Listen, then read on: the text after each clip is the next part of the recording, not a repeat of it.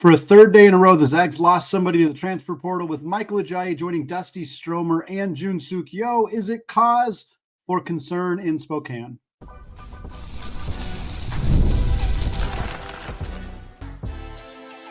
You are Locked On Zags, your daily podcast on the Gonzaga Bulldogs. Part of the Locked On Podcast Network, your team every day. What is going on, y'all? Welcome into the Locked On Zags podcast, part of the Locked On Podcast Network, your team every day. I am your host and longtime Gonzaga podcaster, Andy Patton, here to bring you news and updates on all things Zag athletics. Today's episode of Locked On Zags is brought to you by 5-Hour Energy. Folks, head to 5hourenergy.com to find over 15 flavors to choose from. And if you need one now, grab a 5-Hour Energy shot at your local grocery or convenience store. Stock up today and stay energized. Folks, we need all the energy we can get because it is going to be an insanely busy offseason for Mark Few and the Gonzaga Bulldogs. 4 graduating seniors, 3 players now officially entered the NCAA transfer portal. Tons of scholarship room to play with for the Zags. We're going to talk about Michael Ajayi today. He becomes the 3rd Zag in a row to enter the NCAA transfer portal. We're going to talk about his season in Spokane, the ups, the downs, the failure to meet the expectations that I think a lot of folks had for him coming into the year. We're going to talk about what this means for Gonzaga, their depth in the front court taking a hit, and what that might mean for them in terms of pursuits in the transfer portal. And then we're going to close the show talking a little bit more about Ajayi, his future. What does this mean for him? We know he's an NBA draft prospect. We know he wants to get back into that conversation after a disappointing year. So what might that look like? Well, folks, like we said, Michael Ajayi entering the transfer portal. He joins Dusty Stromer, who entered on the first day the portal was open on the 24th, as well as Jun-Suk Yo, who entered the next day as well. And Ajayi is kind of an interesting case because we didn't really expect him back. I think it is not surprising to see Jun-Suk Yo enter the transfer portal after not playing for the last 2 years. Would have been surprising to see Dusty Stromer enter the transfer portal a few months ago, but with the way the end of the season went for Dusty, it's a little bit less surprising to see him entering the portal. So that's probably the biggest surprise at this point is Dusty Stromer, because for Ajayi, most of this season, the expectation was that he wasn't going to be back anyway because he wasn't going to have any additional eligibility. And for people who maybe missed this, who are thinking, wait, wasn't Ajayi graduating? Why is he entering the transfer portal? In December, there was a lawsuit filed by Diego Pavia, a quarterback at Vanderbilt, who basically said, my junior college year should not count against my NCAA eligibility because I didn't have the opportunity to make NIL. Therefore, I should get 4 years of NCAA eligibility regardless of playing at the junior college level.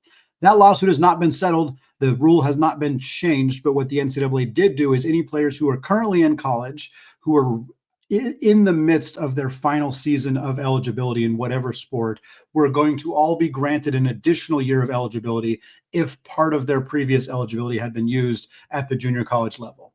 I know it's a little bit confusing, but if that makes sense, effectively for Michael Ajayi, who spent 2 years at a junior college in Washington and then spent 1 year at Pepperdine and then 1 year at Gonzaga, that's all 4 years. So he was planning to graduate and move on. But because of this rule change, he now has 1 additional year of eligibility. It's possible that becomes 2 years of additional eligibility, but for right now, it is just 1 extra year. For Ajayi, he spent the 2 years at the junior college level. Then he went to Pepperdine because he was discovered by Lorenzo Romar, who was in Washington during the offseason and was watching like a bunch of former NBA players and college players working out. Saw Ajayi, thought, wow, this kid's really good. They met, they talked, and he decided to offer him a scholarship at Pepperdine. A very smart move by Lorenzo Romar, as Ajayi came into his first year at Pepperdine at the Division I level and dominated 17 points per game, about 10 rebounds, about 2 assists. He played clearly about 35 minutes per night. He shot 46.5% on 2-pointers, attempting close to 11 2-point shots per game. That's what Ajayi did at Pepperdine. He also shot 47% from 3. Granted, that was on just 2.5 3-point attempts per game. He led the WCC in scoring. He was 2nd in the conference in rebounding, and he was all over NBA draft boards. And then the offseason happens. He hits the transfer portal very early in the offseason and honestly commits to Gonzaga pretty early in the transfer portal process, but he was still going through the NBA draft process. And in fact, he stayed in the draft process until the final day where you had to make a decision, decided on the last day to pull his name out of the draft process and come to Gonzaga for his senior season. The hope for Ajayi, the hope for Gonzaga, was that he would boost his draft stock by playing a more competitive schedule and playing in a more NBA-style offense and with a more NBA-style role. He took 11 two-point shots per game and 3 three-point shots per game at Pepperdine. He's not going to be, if there is an NBA path for Michael Ajayi, it's as a role player, not as a go-to focal point offensively. So Ajayi wanted to go to a school where he would get an opportunity to play a role that looked more similar to the role he would play at the NBA level. That was offered to him at Gonzaga. And frankly, there's just really no other way to put it. It didn't work. The season did not go according to plan. That is the way that I have it written in my notes, because I think that's an incredibly fair assessment of what happened with Michael Ajayi. The season did not go according to Gonzaga's plan. For Michael Ajayi, it did not go according to Michael Ajayi's plan for his season at Gonzaga. And there's blame to go around if you really want to do it. I don't think it's particularly important to focus on that. I think it's reasonable to say that Michael didn't acclimate to the offense and the role that he was asked to fill as smoothly as Gonzaga fans and coaches and players would have hoped. He worked hard at it, and we saw in the second half of the year, he had some really strong moments that indicated the talent is unquestionably there, and the ability to fit into that role was there. It just didn't show up for most of the season, which was endlessly frustrating on a team that had Ben Gregg forget how to shoot threes. Braden Huff's three-point shot disappeared. Like, there was just a lot of other things that happened. Caleb Battle was incredibly inconsistent. And you just had this kind of mismatch of things that didn't go Gonzaga's way, with Ajayi kind of being at the forefront of a lot of that. Quick, just overall look at his stats, and then we'll kind of dig into it a little bit more. He played 34 games for Gonzaga, started 13 of them, played just under 19 minutes a game, finished the season averaging 6.5 points, 5.5 boards, little under 1 assist, and 0.7 steals per game. He shot 53.5% on twos, so he improved dramatically as a two-point scorer, which is in part because he got a lot more transition opportunities at Gonzaga. He also only shot 4 two-point attempts per game as opposed to 11 when he was at Pepperdine, but he shot 18.2% from three. Michael Ajayi took 44 three-point attempts in his one season at Gonzaga. He made 8 of them. I think that's the more eye-popping way to describe Michael Ajayi's three-point shooting this year. In the final 13 games of his Gonzaga basketball career, Michael Ajayi went 0 of 11 from three. The good news, he was barely taking them at that point. The bad news, he didn't make one past February. He didn't make a single three-pointer in the month of February or March in a Gonzaga uniform. He was also just under 70% from the free throw line. And like I said, he just never really looked comfortable. This is a tough role in Gonzaga's system. You're asked to flash to the top of the key. You're asked to do a lot of dribble handoffs. You're asked to turn and face and make entry passes. I think that's a huge part of the role, is the high-low offense that Gonzaga kind of had to abandon at times. With neither Gregg was a better passer, but Ajayi was not great at it, and it kind of forced Gonzaga to not be able to utilize part of their offensive sets with him on the floor. And again, by the second half of the year, I said this on the show a handful of times for those of you who are everyday listeners, it didn't look like Ben Gregg and Michael Ajayi were even playing the same position. They never really played at the same time, but when Ajayi would come in and Gregg would come out, you wouldn't even be able to tell that they were both playing the same position, because they didn't. Gregg played the position the way that you're kind of used to seeing the force play the position, the dribble handoff, the entry passes, etc. Ajayi kind of just got the ball, turned and faced, and drove to the rim. Sometimes it worked, sometimes it didn't, but he wasn't playing the same position. I think Gonzaga kind of just decided to let him cook and let him do his thing offensively, because trying to acclimate him into the system wasn't working. That was a pretty clear sign that this overall setup just wasn't ideal for either party. Ajayi started 12 of his first 14 games at Gonzaga. He didn't start his first 2 games, and then he started the next 12 games in a row. In that 14-game stretch, he played about 20 minutes, averaged about 6 points and 5 boards. But then he was replaced by Ben Gregg in the starting lineup after a 4-turnover game against his former school, Pepperdine. He played 11 minutes in that game. He got benched early in the first half because he was struggling. In the second half, he started, and then he had 2 turnovers in the first 3 minutes. 2 just really hideous passes, looked incredibly uncomfortable. Few yanked him from the game, and he didn't play the rest of the game. At that time, we thought, I bet that's the last time Michael Ajayi starts this season in a Gonzaga uniform, and we were right. He didn't start after that, but he improved in the second half of the season. So again, as a starter, Ajayi averaged 20 minutes, 6 points, 5 boards, shot 56% on twos, and shot 15% from three. But in the last half of the season, when he was coming off the bench, in 20 games, he played about 18 minutes per game. So his playing time only dropped a little bit, but he went from 6.1 to 6.8 points, He went from 4.9 to 5.8 rebounds. He shot 52% on twos. He shot 23.5% from three. Part of this is because he had a very strong stretch of games between late January and early February. It was like, I think, an eight game stretch between January 25th and February 19th. In those 8 games, Ajayi averaged 10.5 points, 8 rebounds, shot 66% on twos, 33% from three. That was the best version of Michael Ajayi. Was right in that stretch of games. That was when he had that 20-point game at Portland. He had some other big performances off the bench. Just really finally started to look like himself.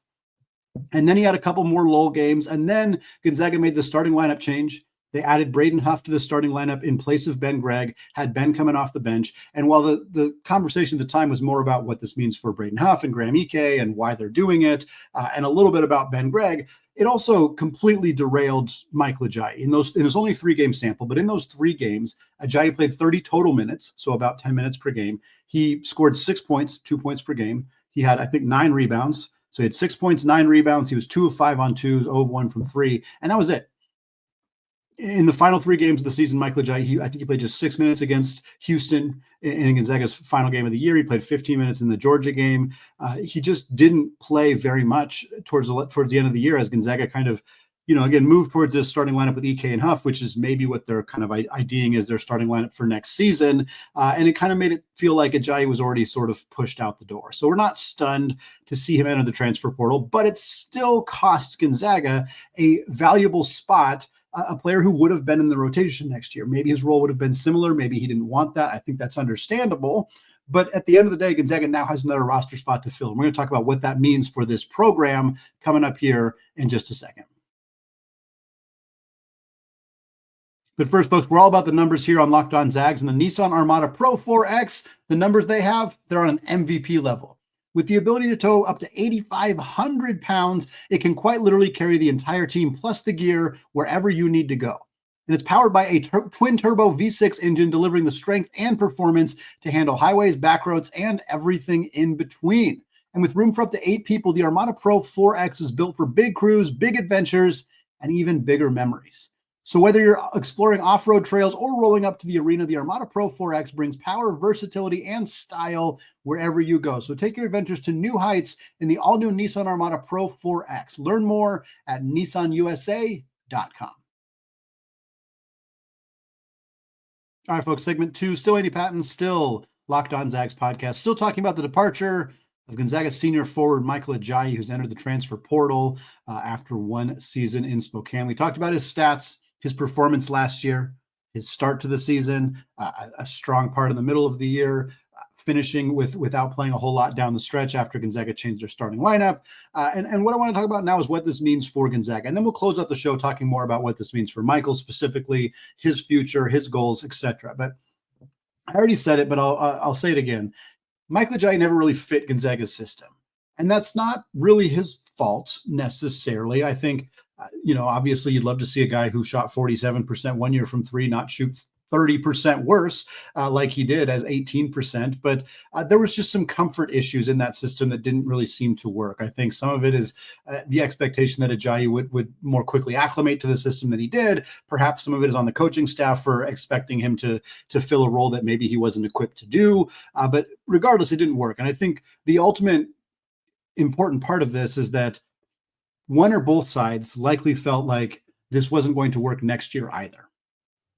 And again, for those of you who are everyday listeners, we have talked about Ajayi kind of into the offseason a little bit. And what if he comes back? Is he going to step into a bigger role? Could he be the starting power forward? This is sort of before the Ike Huff starting lineup. But like the expectation was, hey, maybe another year, having fully, been in the system and understood what is asked of him, plus another offseason could have kind of allowed him to have a breakout final season in Spokane. But ultimately he decided he didn't want to do that, or the staff decided that it wasn't a good idea, whatever conversation they had that led to him entering the portal. Again, it's not entirely certain that Ajayi was, adamantly out the door. It's possible they had a conversation and mutually decided to do this. I don't know. I don't have inside information on that. Just saying that it's not necessarily a fully one-sided conversation, but I do think that they came to the conclusion that this fit isn't there in this offense, and it probably won't get dramatically better next year. And Ajayi's goal of making the NBA probably doesn't happen if he's a backup power forward in a system that doesn't fit his skills.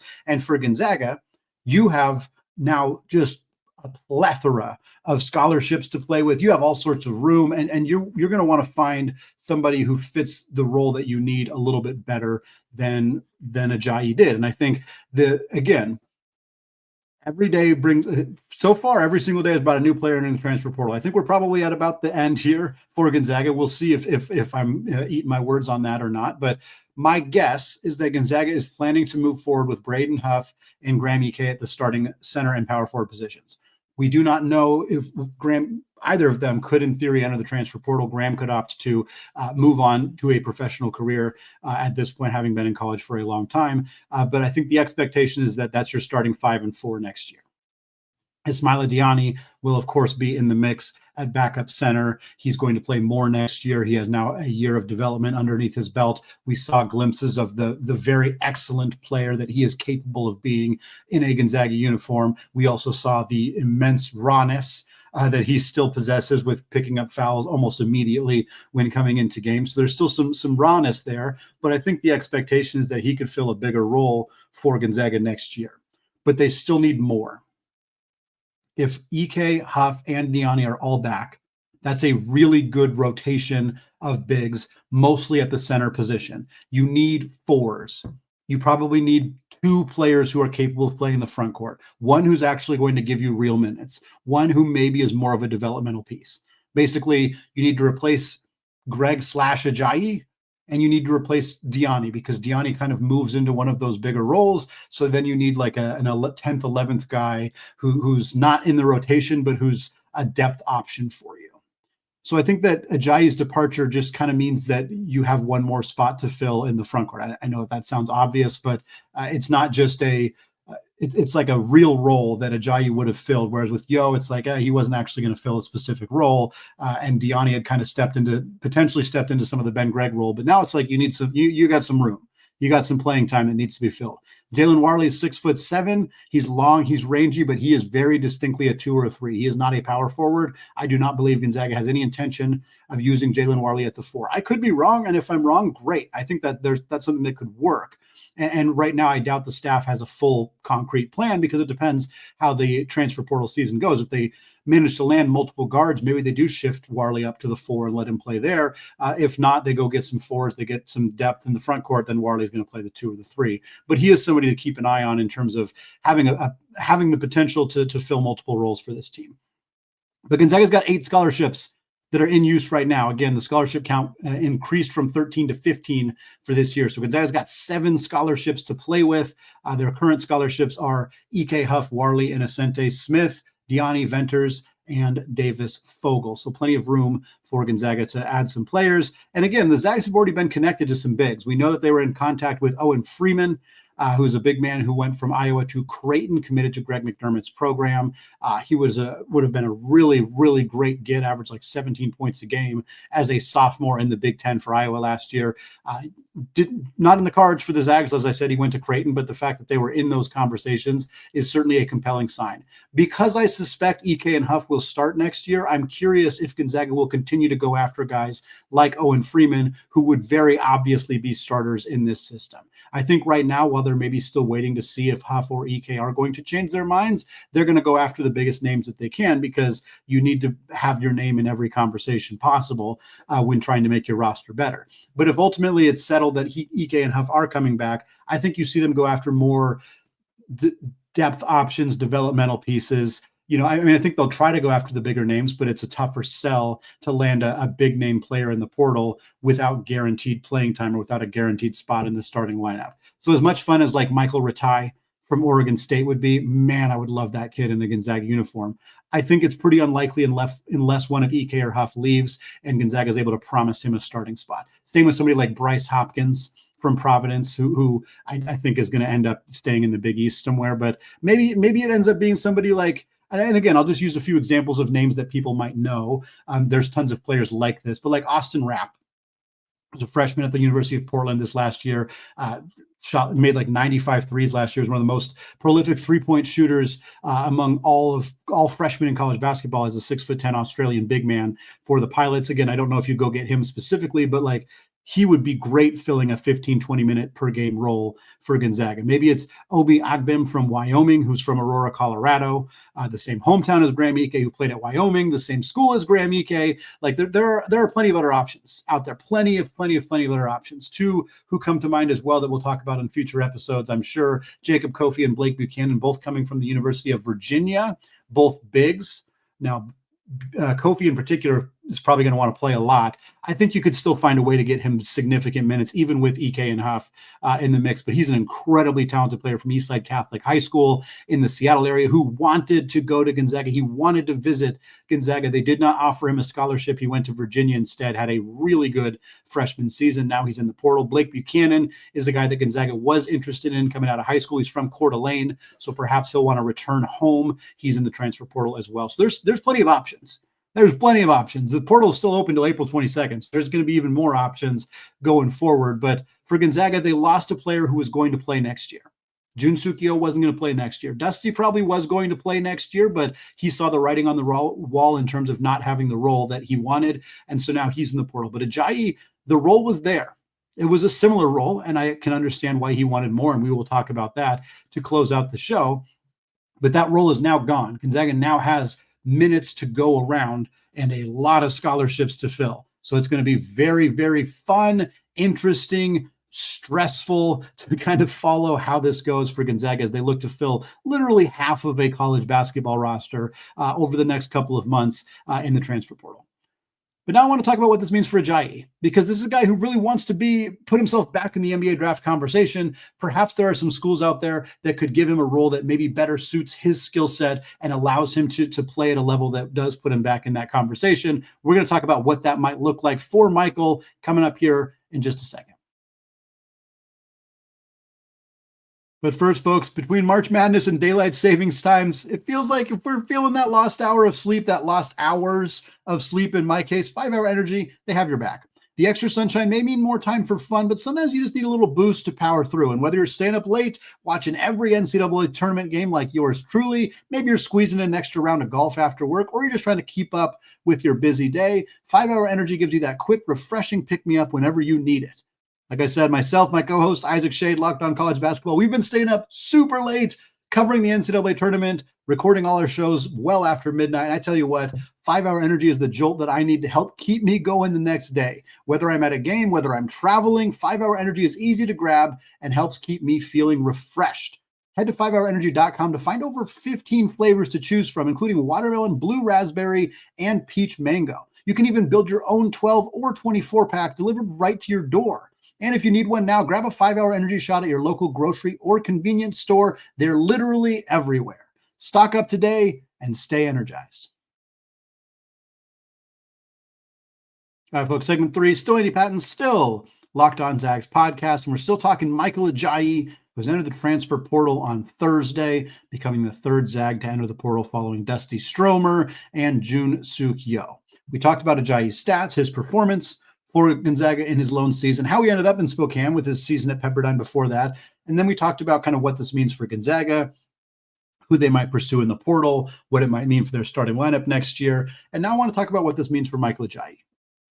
We're recording this just mere hours after the report that he's put his name in the transfer portal. Not even sure it's been 2 full hours as we're recording right now. So we don't really know a whole lot. My suspicion is that Ajayi will also have his name in the NBA draft process, but is not going to stay in the draft process unless he gets invited to the combine, which I don't think that he will, or just has enough workouts where he absolutely pops, gets some kind of promise from a team and decides to stay in the draft process. I don't think any of that's super likely. I think that his draft stock is worse than it was at this time last year because, again, as we mentioned before, he came to Gonzaga to fill a role that's more similar to what role he would have in the NBA, and he frankly didn't exceed in that role. So I think that NBA scouts are not going to feel super confident about a guy who shot 47% from three on a small volume 1 year and then 18% from three in an offense that's more similar to what NBA offenses look like. That's not exactly a recipe for success for Michael Ajayi. So I suspect that his main goal in being in the transfer portal is to exercise the additional year that he was given, by the NCAA because of his previous junior college experience, like we talked about earlier on, to look for an opportunity to make some money, as he should. There's nothing wrong with that. If you're starting to feel like your NBA aspirations are maybe not as you're not as confident in the chance to get drafted and find your way onto an NBA roster, maybe you go out and say, well, let me find a way to make some money now playing basketball, get yourself a nice check out of the transfer portal from an NIL team and be able to sustain yourself a little bit longer while still trying to find your way into the NBA. So I think that those are the main goals for Ajayi. I don't think that's, again, he hasn't said anything specifically, but I think it's fairly reasonable to assume a guy who worked so hard and spent an entire offseason in the NBA draft process is trying to get back into that spot. So I think the main things for Ajayi is that any year you get older, your draft stock plummets. Like you already hurt yourself by staying in college for an additional year. But for him, the athleticism is still a plus. He is a high-level athlete. He's a well-built, sized player. Like he's 6'8". He's strong. He has an NBA body. And I think that those are positives. I think the scoring mentality is a positive. He likes to put the ball on the deck. He likes to go one-on-one. He likes to try to score. And his rebounding. He's got a tenacious nose for the basketball. Those are all pluses that are unfortunately not things that are expected to translate super well to the NBA level. His athleticism is good at the mid-major college level. It's not going to be great at the NBA level. The isolation scoring is not what teams want him to do at the NBA level. And his rebounding probably doesn't translate as well simply because he's not that big for being an NBA player. The things that I do think he improved his stock as a defender, and I think that will help him. Teams will be able to watch tape from this year and see a player who looked better, active, engaged defensively. But that's kind of the only thing that I think he improved. The questions about his facilitation, his passing, his basketball IQ, his three-point shooting are all pretty strong at this point. So what Ajayi needs to do, he needs to find a place that will allow him to showcase the skills that he has that are NBA-capable skills, and perhaps that can sneak him back into the draft conversation. It's a tough thing to find because you also want to find you don't want to transfer like way down to a much smaller school. Sure, there are some small schools out there that would give him the same playing time he got at Pepperdine, and he could put up those kind of numbers at a different school. He could go to a big Sky school. He could go to a big West school. He could go to another WCC school and potentially put up big numbers. But the ideal situation is he finds himself in a power conference making real money via NIL and getting enough playing time to where he can boost his draft stock. I think those opportunities will be there for Ajayi. He's not coming off a great year. His stock in the transfer market is down from where it was last year. There's no doubt about that. But he still played rotation minutes for a good Gonzaga basketball team, and he still showcased the ability to be a prominent player. I'll start with Washington. He'd go back home. He's from Kent.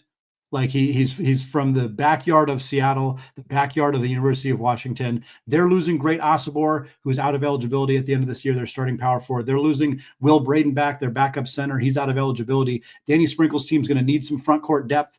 Michael Ajayi is from Washington. I think that the setup is a little bit better for Ajayi. That makes a ton of sense to me.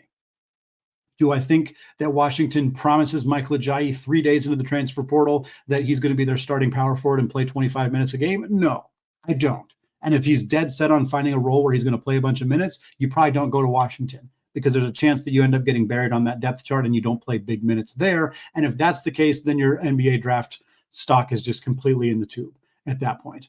But maybe you still go there. You see if you can make it work, play enough of a rotation role to boost that draft stock, or at least get some good money playing in the Big Ten while you're at it. What about LMU? Go back to LMU, or not back to LMU. Go back to Coach Lorenzo Romar, who is an associate head coach at LMU. Third different WCC school in 3 years would be weird. That would be something we haven't seen very much, although we might see it more in the transfer portal era. But you know, you loved playing for Romar. He's the one who discovered you. He got a lot out of you as a coach. You go back there. LMU just lost Javon Porter, their starting power forward. He transferred to Mizzou, becomes the fifth member of the Porter family to go to Mizzou, by the way. And LMU's got a hole in their roster. They got a spot that Ajayi could fill that spot quite capably. I don't think Gonzaga fans would really love to see Michael Ajayi playing at LMU, where he'd be very motivated against them, but he was motivated against Pepperdine and had one of the worst games of his career. So who knows? Who knows what would happen if he went to LMU? But I think it's a possibility, as long as Romar is there, that he might consider that. Maybe he considers a Mountain West school. He feels like he's a good fit. He's tough. He's physical. I think the skills that he has could fit well in like a Boise State, who's going to lose Tyson Degenhart to graduation, or San Diego State, who lost Magoon Guaf to the NCAA transfer portal. Like, there's some programs in this conference that I think could use a player like Ajayi, and I think he could play his physicality, his rebounding, his tenacity could play well in that conference, and he would play a big enough role at some of those schools to potentially stay in the NBA draft conversation. We're going to keep you up to date where Michael Ajayi ends up, where Dusty Stromer and Jun Sukio end up, who Gonzaga pursues in the transfer portal. It's going to be transfer portal madness for the next, I was going to say a few weeks, probably months, if we're being honest, on the Locked On Zags podcast. So if you love the transfer portal stuff, hit that subscribe button. Make sure you do not miss a single episode. We're going to be back next week with more portal stuff. Keep you up to date on who Gonzaga is pursuing. I will get you an update on the Gonzaga women's game, which is, as I'm recording this, is going to tip off in a couple of hours against Minnesota. We'll get you an update on that as well. But as folks, I do want to say thank you for listening. Thank you for hanging out with me during the season. Hopefully you can stick it out here into the off season. I very much appreciate every single one of you. Have a fantastic rest of your day and weekend. And as always, go Zags.